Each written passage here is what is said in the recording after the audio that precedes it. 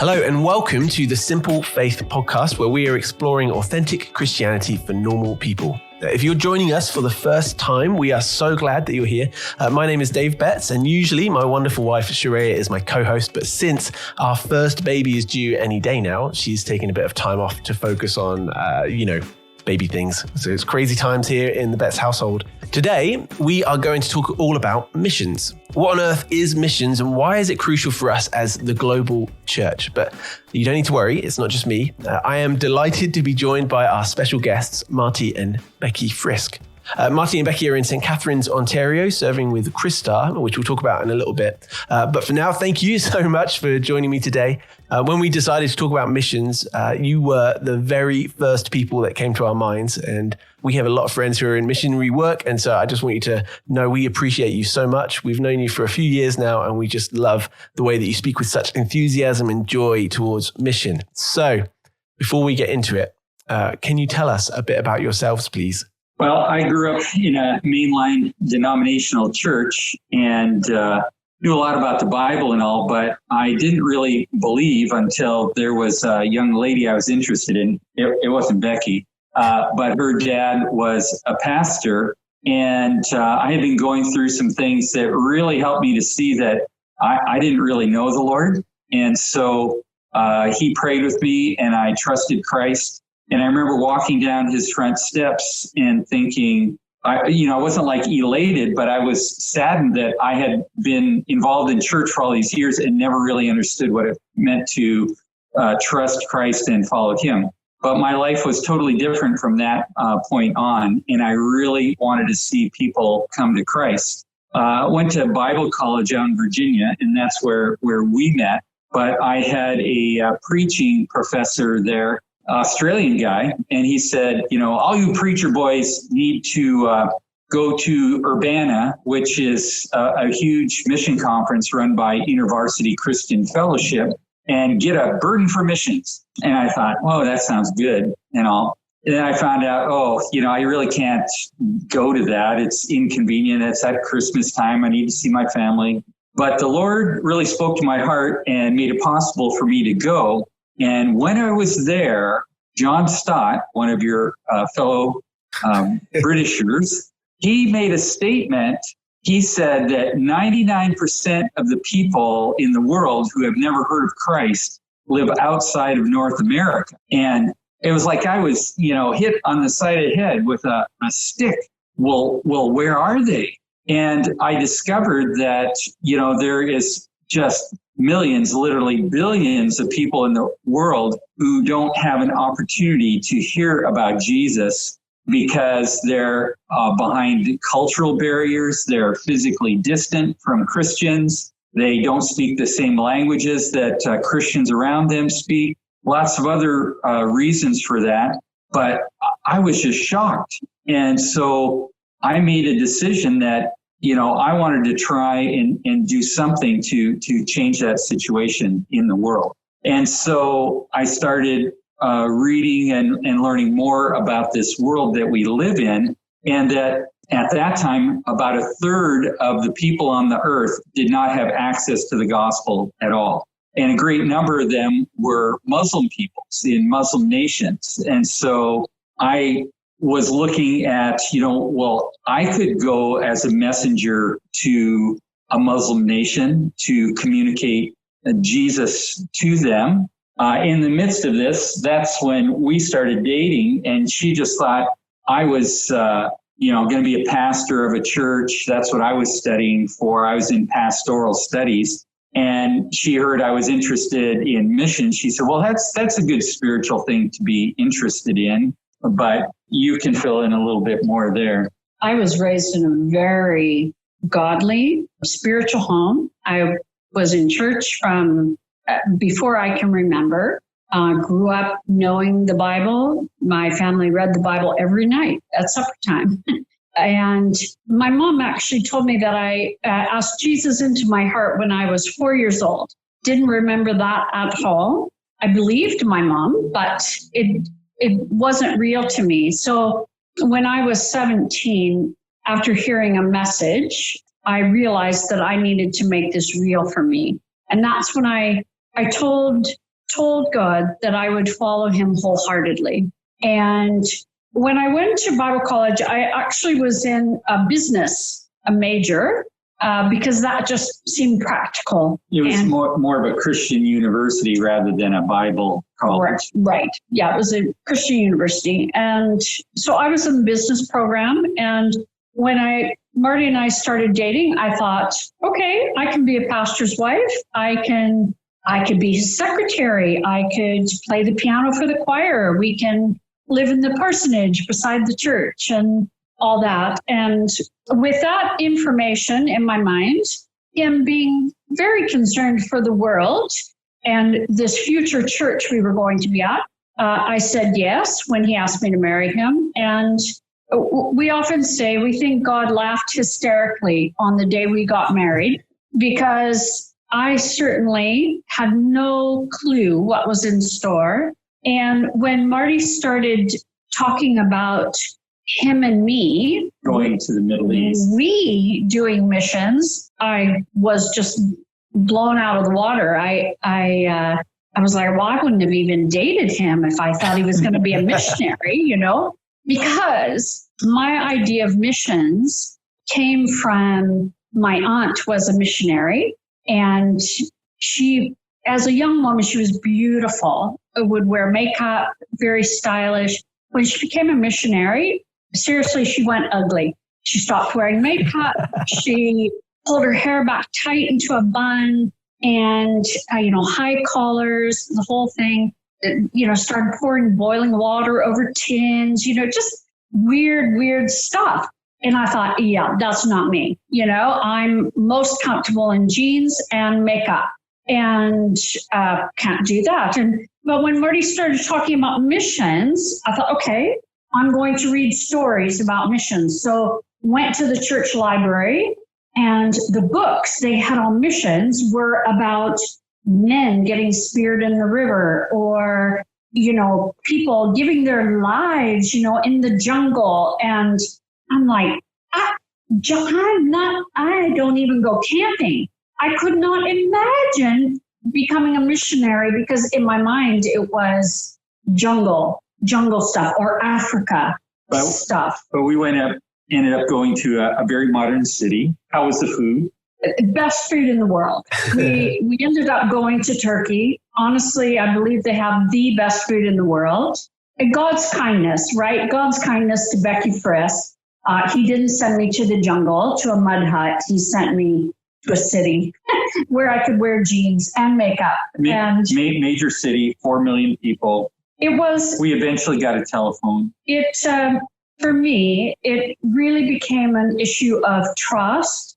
Did I trust God to take care of us in a different place? And did I trust God enough to care for my family back home? And when I could answer that question with yes, God is big enough to do that, I was ready to obey what he was asking us to do. So that's how we ended up in Turkey. I can't imagine my life any different. We loved it. We loved the people there. We learned the language. We had deep friendships with Turkish people. And still have them today. Through the joy of social media. Yeah. So that's our story into missions. That's so good. We've been talking a lot about missions, and, you've talked about some of the kind of the stereotypical views of missionaries, spears impaling them and various other things like that. My stereotypical view of a missionary, as I was talking to you before we started this call, was of someone with white robes kind of walking around maybe somewhere in Africa or somewhere like that. And to be honest, I kind of assumed that wasn't the case today, but didn't know what it did look like. So here's my question. What is missions and what is a missionary? Well, it all goes back to Genesis, I believe. We're missionaries because we believe God's a missionary God. God's on a mission. And when Adam and Eve disobeyed God and fellowship was broken with him, man was made in God's image. We were made to glorify God and to relate to him and have fellowship with him. But that was broken because of our disobedience, and we were cast out of the Garden of Eden. Death came into the world so that, eternal separation from God would take place. And heaven is the restoration of that relationship, face-to-face fellowship and relationship with God. God wants to relate to us so that we can enjoy him and honor him and glorify him. And, the whole story of the Bible, you go to, there's the first chapters of Genesis, but then Genesis narrows down to chapter 12 to one family, Abraham's family.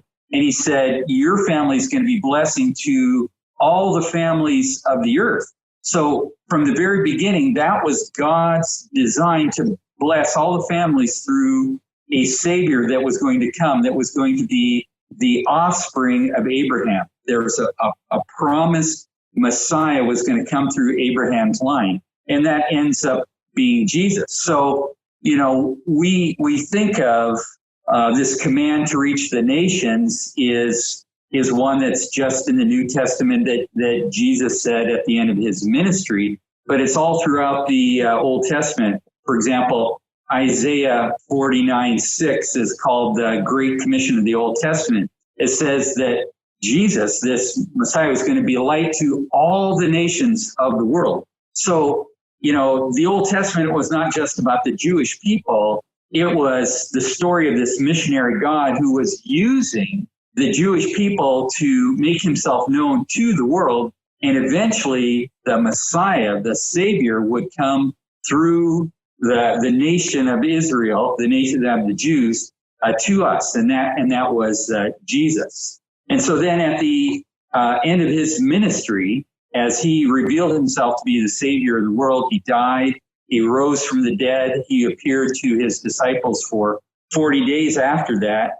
Then he ascends into heaven. And before he does that, there's 5 recorded instances in all of the Gospels, in Matthew, Mark, Luke, and John, and in the first chapter of the book of Acts. 5 times, Jesus gives us these marching orders to make his sacrifice for sin known to the whole world so that people can come into relationship with him. And he's given this responsibility to the church. And we can talk a little bit more about the day of Pentecost and how that symbolizes that this ministry of God of making himself known through Jesus and now through us, the church, was passed on to us. But anyway, so it's this task of making Jesus' sacrifice known, this message, the good news that we can be reunited with God, reconciled with him because of the sacrifice of Jesus, is a message that's given to us. And this is what it means to be a missionary. It comes from a Latin word that talks about sent one. It's the translation of the word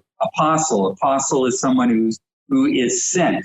And that's why we call Jesus 12 disciples. We call them apostles because Jesus sent them out. Also, Paul was sent out. But the Latin word for that was the root word for apostle, from which we get missionary.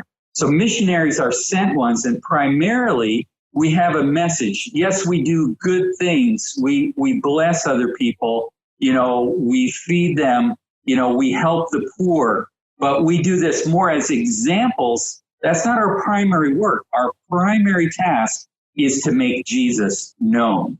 And it's the goal of the church, as we see a church come into being in these places where there is no church, that church lives out God. It's like God moves into the neighborhood through us. And so we're hands and his feet.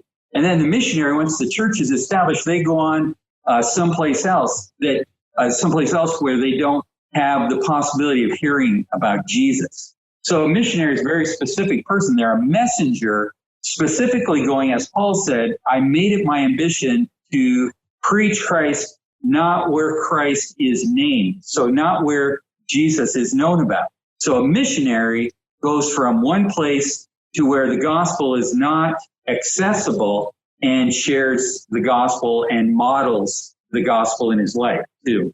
Some of our missionary friends, we have one couple who the wife is a midwife, the husband's a doctor, and they've moved into this Muslim neighborhood in the Philippines to bless that community with healthcare in order, by taking care of physical needs, it opens a door to talk about spiritual needs and their need for Jesus. We have some friends in Japan, and they put on children's clubs. And this week they're doing luncheons for ladies and just doing fun. They'll do craft nights and they'll do clubs and different things, English clubs for children and that kind of thing. It's all designed to open the door to conversation about Jesus. So depending on the country, like where we were in Turkey, Marty, they don't just open the door to missionaries, do they? So Marty was a ESL teacher, English as a second language. I taught in a private high school and got paid for it. Yeah. So it really depends on the country, what tasks people do. It's pretty rare in our world today that you can get an actual missionary visa or religious visa. We do have some people in the UK, but they're actually working with Bengalis and also Hindus in the UK because a lot of those people that have immigrated to UK or to Canada or America wouldn't walk into one of our churches. It doesn't make sense to them. So our missionaries are trying to make the gospel make sense in their culture, their language. Yeah. So all of us in our organization learn another language and learn it well. And that's the goal. That's the goal, because most of the people who don't have access to the gospel generally speak languages that other Christians don't. So messengers generally have to go and spend some time learning the language. Generally on site, it's a lot easier. It's hard in my town to go and find lessons on Turkish or some of the languages that these people speak to learn them ahead of time. So we arrived in Turkey knowing maybe 5 words of Turkish. Oh, wow. But, we were shopping and taking care of our basic needs within 3 months. I mean, within 2 weeks, we bought all the furniture we needed for our house, equipped our house, and moved in 2 weeks. And we did that pretty much all on our own. With the Turkish, we learned right away.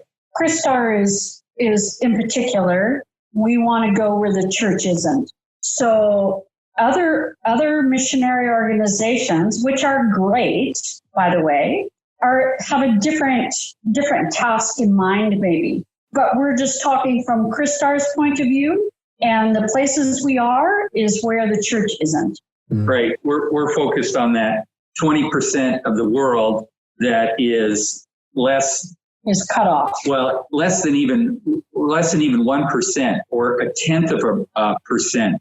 And anyway, there's a lot of technical studies, helping us to understand people groups and what's the largest group that the gospel can spread in without encountering barriers of understanding and those kinds of things. And we call those people groups. Wow.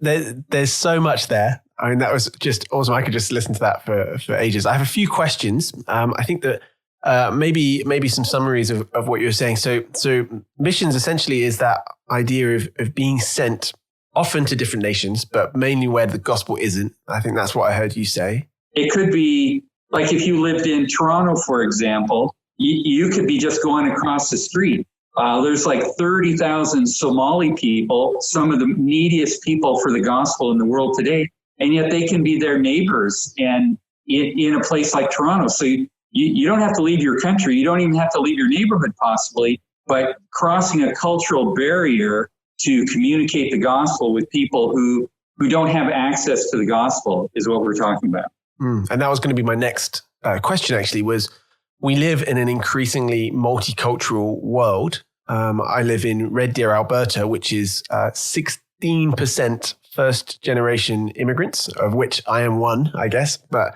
16%, that's a high number. When you've got 100,000 people, that means 16,000, obviously, it's easy maths, first generation immigrants. That's a whole bunch of different cultures there. And, when you think of somewhere like London, England, or Toronto, like you said, there's many, many, many cultures represented. So are we seeing missions change a little bit in response to that? Is there more missionary work in our quote unquote home nations, or are we still predominantly going overseas? What would be your reflection on that and your observations on that over the years that you've been pursuing this? Well, the world has definitely come to us. And again, I believe that's God's kindness, because many, many doors are closing for visas, or they're quite hostile to Christianity. And they find out that you're doing religious work, they kick you out. So God in his sovereignty and his kindness is bringing them right to us. We don't even have to leave, right? But I think there's a difference between being a witness. I think we're all called to tell the story of Jesus in our life, to our neighbors, to people in our circle of influence. That's being a witness. Being a missionary is somebody that the church kind of lays their hands on and says, we want you to be our representative to these people or this group of people. So we have... They're people, we found that God places this kind of longing and desire in people's hearts that, like I was struck when John Stott said that 99% of those who've never heard the gospel live outside of North America. That did something in me. And I've had this lifelong longing to be part of making a difference in that. And so God is touching people, and then the church is, as Becky said, commissioning them to relocate for the sake of his name. Generally, it involves relocation. There may be Somali people, but in Toronto, but it's best to actually move into their neighborhood, just like Jesus moved into our neighborhood and became one of us. Yeah. So in essence, we can be witnesses in our own towns with almost missionary-like mindsets, can't we? But being a missionary is being sent, right? Mm-hmm. That's right.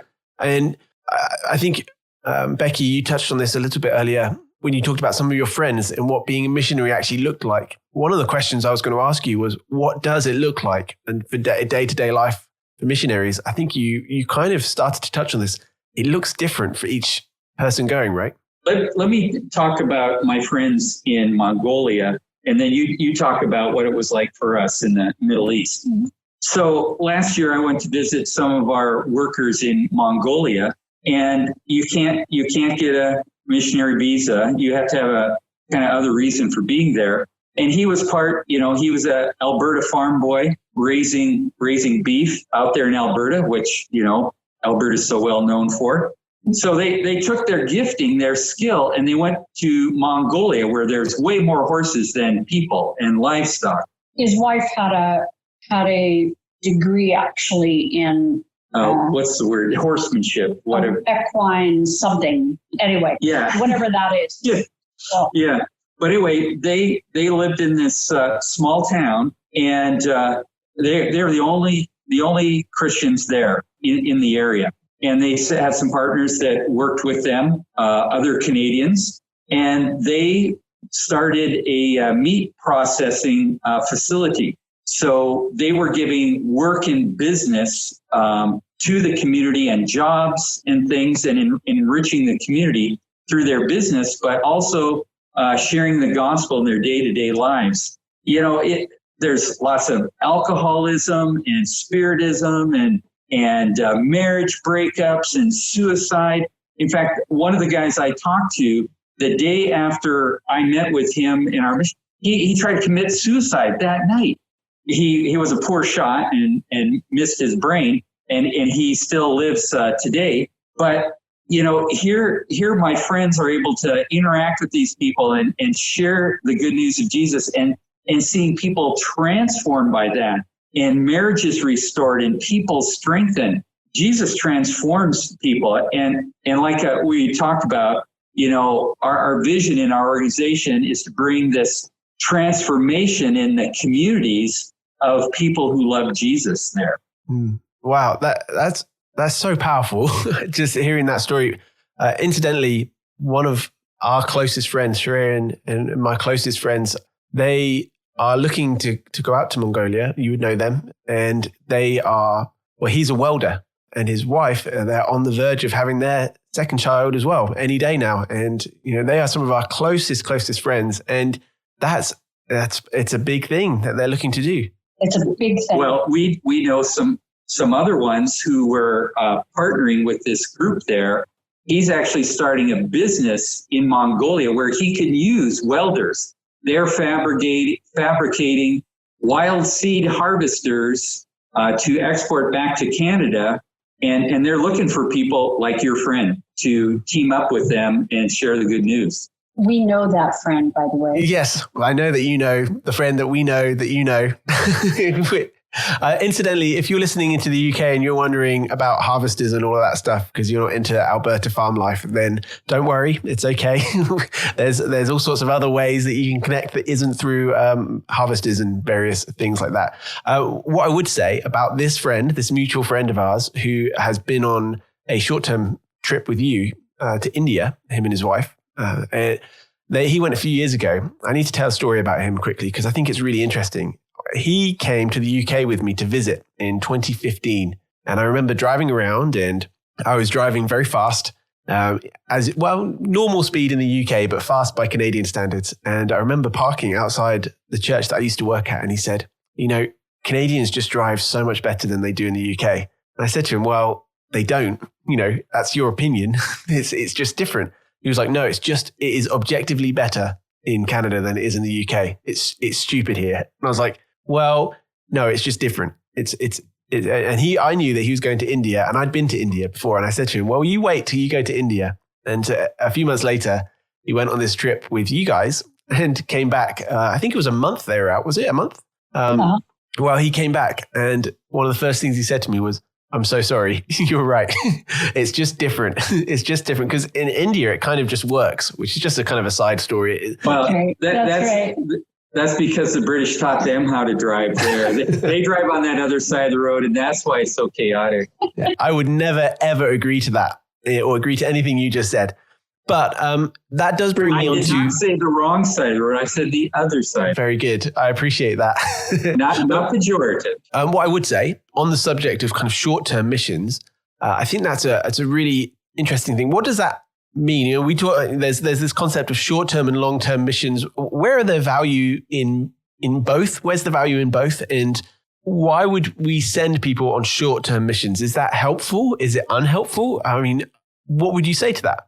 So our goal is always that somebody that wants to explore what missions might look like for them or to actually fill a need that a team overseas might have, we would send somebody what we call short term. So from a month to 2 years, we consider that would be a short term assignment.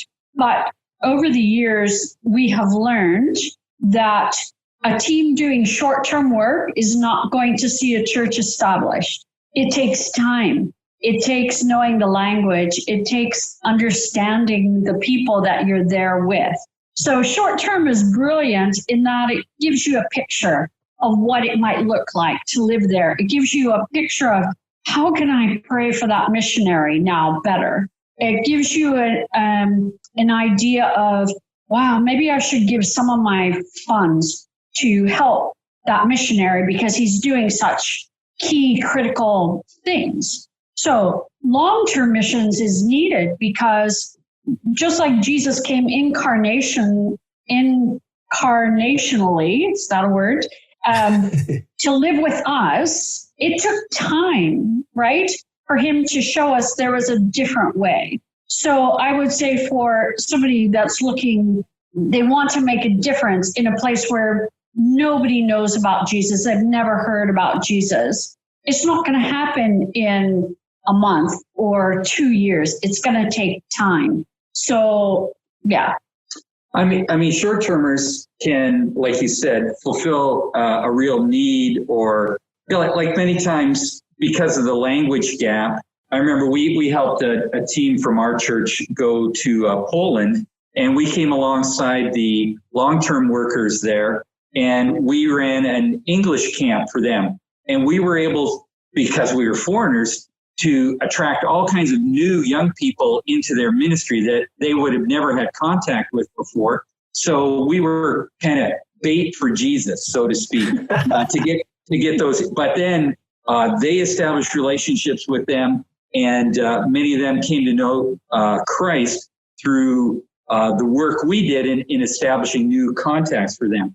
So short-termers can play a valuable role, but there's so much more to seeing the church established there. We've had people that have lived in hostels in India, and because a lot of Indian young people know English, they were able to share their testimony. They saw people place their faith in Jesus, but then they're gone, right? Those short-termers are gone. So it was up to the people who were living there long-term, like you say, to follow up on them and disciple them and get them connected into a group of believers.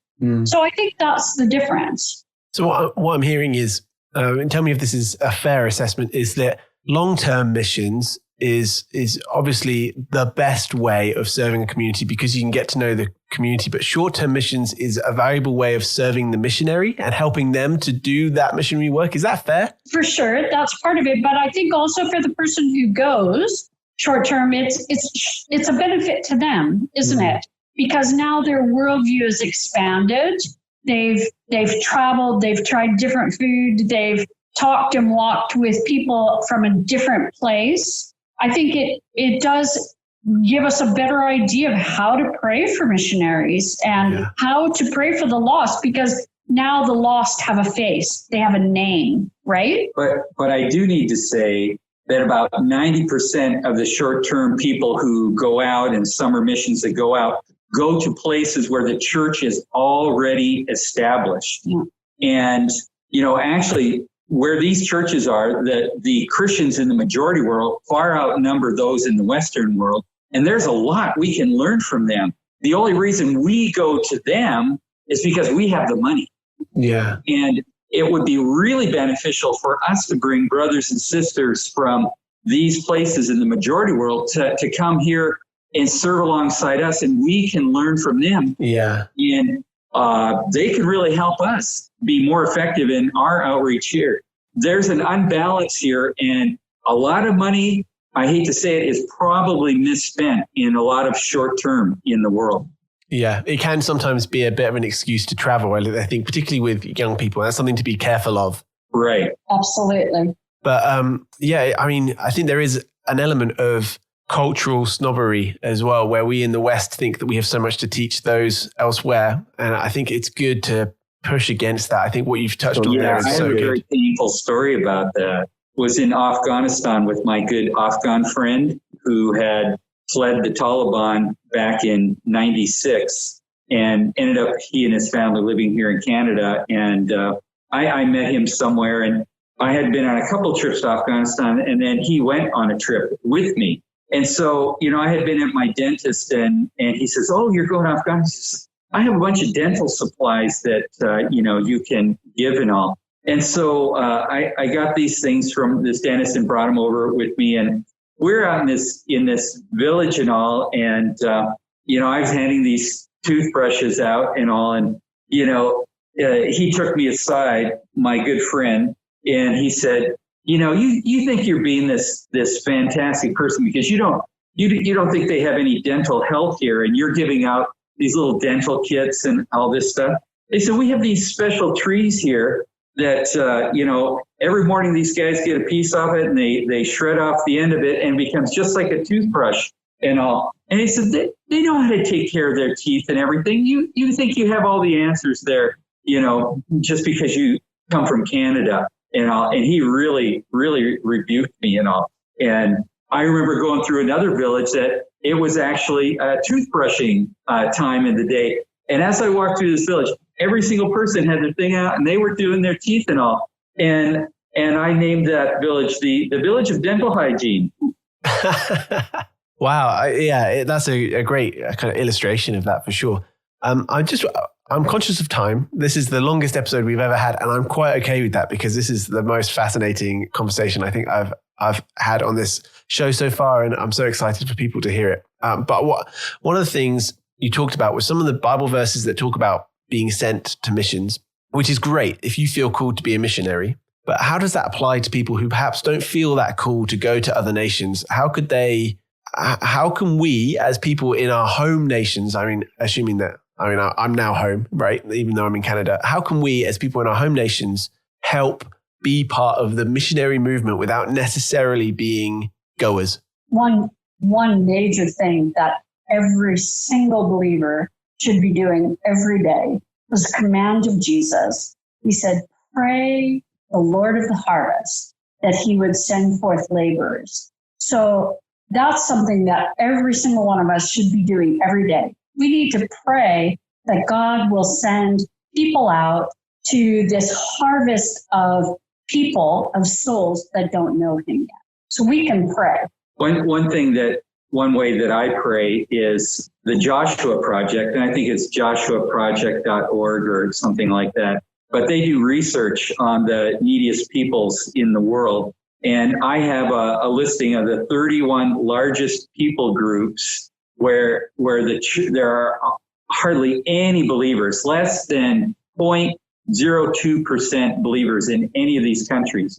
Any of these people. So 31 less, and this is 20% of the world. And like one of them is the Shaikh people of Bangladesh, 85 million people in that group. And, the number of believers is just tiny, tiny, tiny. And so I have a list of these 31, and I'm praying for a different one every day of the month, that God would send laborers to these people. Not from Canada necessarily, but some Christian somewhere needs to go and share the gospel there. They could be, Indian believers from South India that go nearby. It could be believers from Burma or from China. But some Christian from somewhere has to cross cultural barriers to be witnesses to the Shaikh people. Another way that we can be involved is to use some of our money. And I know this is a touchy thing, especially right now because of COVID and people losing their jobs. But I believe we need to be giving to people who sense God's call on their life to go and talk about Jesus in these difficult places. I think we need to give to them so that they can go. It's getting harder and harder. Churches are pulling in their budgets tighter. And so I think individuals in the church need to step up and say, okay, who do I know that wants to be a missionary and can't go because they don't have the funding? And if you don't know of anybody who wants to be a missionary, then you contact a good organization, a good mission organization that you know. Christar, for example, contact Christar, who wants to be a missionary but needs funding, that kind of thing. I think we have a lot of discretionary money that we use at Timmy's or at Starbucks or whatever that we could save and give monthly so that somebody could go. Another big thing is not just outright supporting, but investing in business people.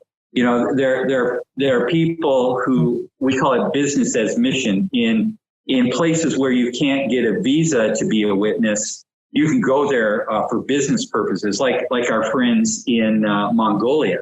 And they needed people. In order to get a business visa, they had to have $100,000 of investment money that they were going to put into the community. And we need people. And this isn't necessarily a grant that you give. You can actually get that money. There are Christian investment organizations out there that you can give money to, and you can get a return on your money also. But we're looking for people who are thinking of expanding God's kingdom and investing their monies wisely for his kingdom. Mm-hmm. Great. So that's so good. Thank you. I think, again, just to summarize where we've gone, we want goers, people who are going to go to these unreached people groups. And we're really praying that God would make us all senders, people who would be big prayer warriors for these people, and also givers. But another way that the church can serve is to be, we can be of encouragement to the people that are sent out. This is really hard work. You're leaving family and friends, and you're going and actually gaining a whole new identity. You're learning a whole new language, learning to live life in a different way. And, some people see, immediate fruit and a lot of things happen. Others, it's a hard slog. And it can be really discouraging. So we need to pray for them, but we also need to listen to their stories. So often happens, our people come back and everybody say, well, what's the weather like? What do you eat? And that's about it. They don't get questions about, how are you doing? Is it hard to learn the language?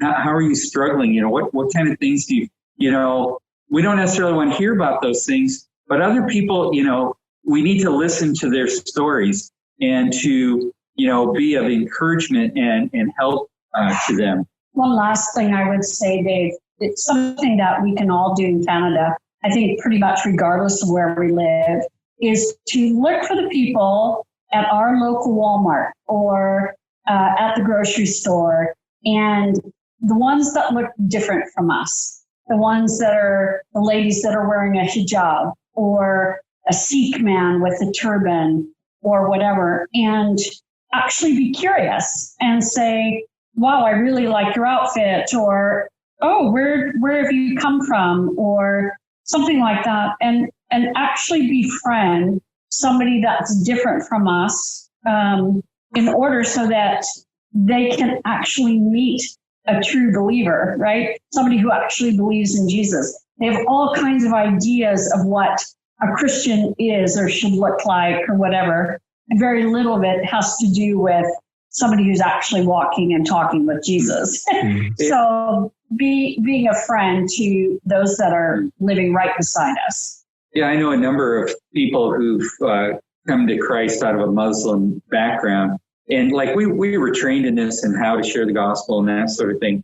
But most of the Muslims who've come to Christ from across North America haven't been through the quote unquote professionals. It's been the average Christian who's reached out to them in love and friendship.